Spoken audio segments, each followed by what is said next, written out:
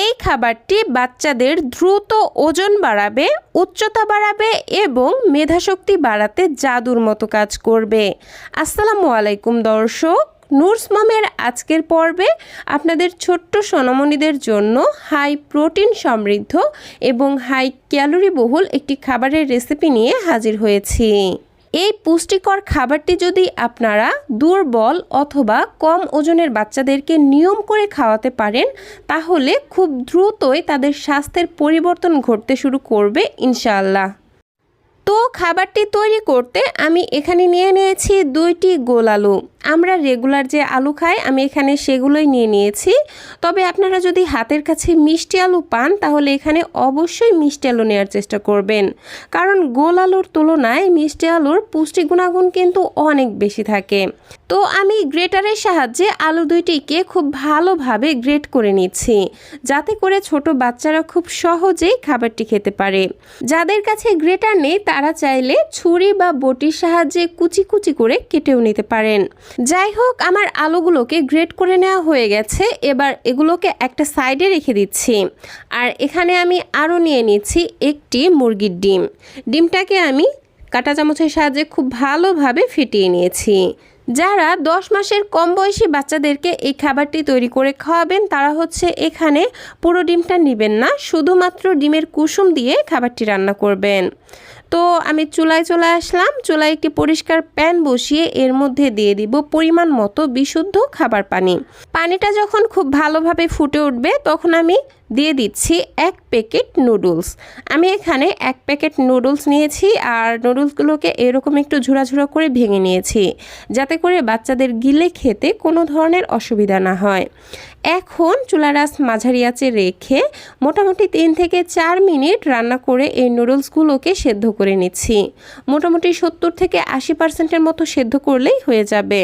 নুডলসগুলো যখন সেদ্ধ করে নেওয়া হয়ে যাবে তখন এরকম একটি ছাঁকনির সাহায্যে এগুলোকে তুলে নেব আর ঠান্ডা পানি দিয়ে খুব ভালোভাবে ধুয়ে নিব।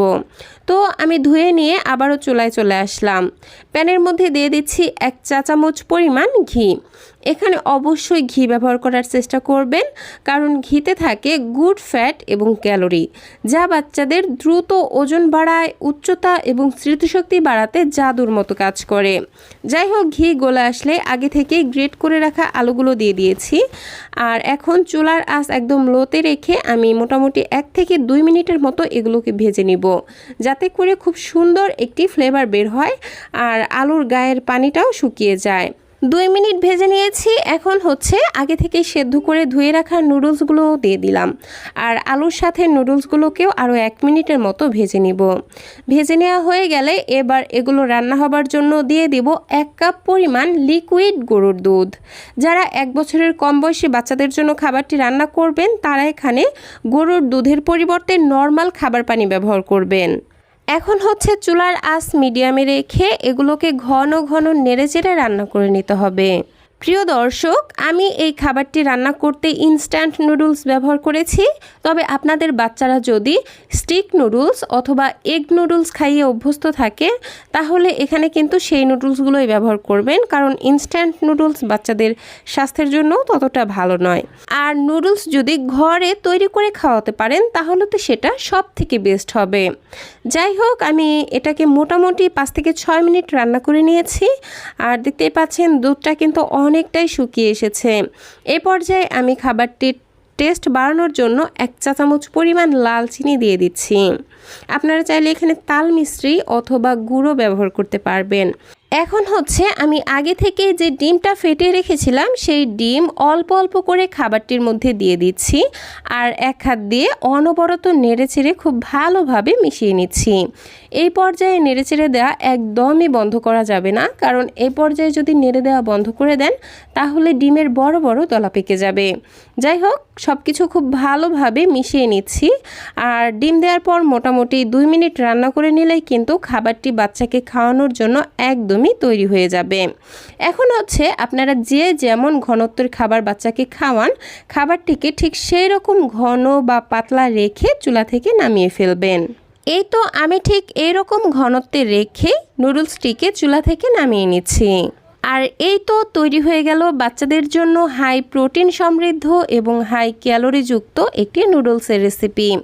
এইভাবে নুডলস রান্না করে আপনারা বাচ্চাদেরকে সকালের নাস্তায় অথবা রাতের প্রধান খাবার হিসেবে খাওয়াতে পারবেন।